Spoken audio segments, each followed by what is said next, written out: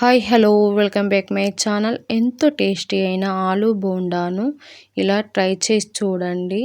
చాలా టేస్టీగా ఉంటాయి. అలాగే పిల్లలకి ఈవినింగ్ స్నాక్స్ లాగా చేసి పెడితే చాలా హ్యాపీగా తింటారు. ఈ బోండాకు కావాల్సినవి 3 ఆలుని తీసుకొని బాయిల్ చేసుకొని పీసెస్లా కట్ చేసుకోవాలి. అలాగే ఒక కప్పు ఆనియన్, 3 పచ్చిమిర్చిని కట్ చేసుకొని పెట్టుకోవాలి. ముందుగా స్టవ్ ఆన్ చేసుకొని బ్యాండీ పెట్టుకొని 3 టేబుల్ స్పూన్ ఆయిల్ వేసుకోవాలి. ఇందులోకి 1 టేబుల్ స్పూన్ జీలకర్ర, అలాగే ఒక కప్పు ఆనియన్ వేసుకొని పచ్చిమిర్చి వేసుకొని మంచిగా ఫ్రై చేసుకోవాలి. ఇప్పుడు దీంట్లోకి 1 టేబుల్ స్పూన్ పసుపు వేసుకోవాలి. మనం ముందుగా బాయిల్ చేసి ఉంచుకున్న ఆలుని వేసుకొని మంచిగా ఇలా స్మాష్ చేసుకోవాలి. ఇలా స్మాష్ చేసుకున్న ఆలులోకి కొద్దిగా కొత్తిమీర వేసుకోవాలి. ఇప్పుడు దీంట్లోకి 1/2 టేబుల్ స్పూన్ ధనియా పౌడర్ వేసుకొని మంచిగా ఇలా మిక్స్ చేసుకోవాలి.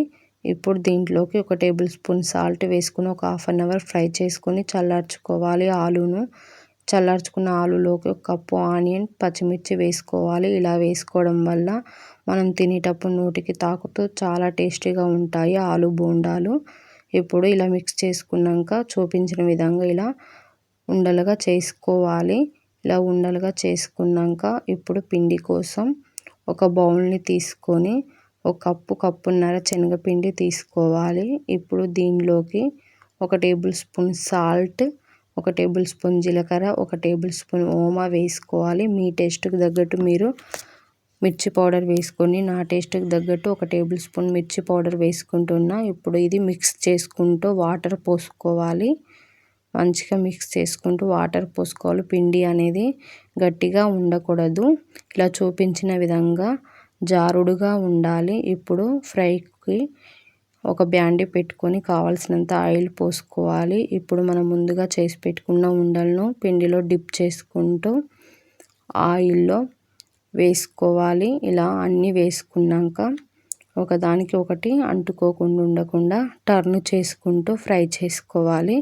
చూడండి మంచిగా గోల్డ్ కలర్ వచ్చాయి బోండాలు. ఇప్పుడు ఇవి ఒక ప్లేట్లోకి తీసుకోవాలి. మీరు కూడా తప్పకుండా ట్రై చేయండి. ట్రై చేసి కామెంట్ సెక్షన్లో కామెంట్ చేయండి. చూడండి మంచిగా లోపల సాఫ్ట్గా బయట క్రంచీగా ఉంది. ఈ వీడియో మీకు నచ్చినట్లయితే నా ఛానల్ సబ్స్క్రైబ్ చేసి ఒక లైక్ ఇవ్వండి.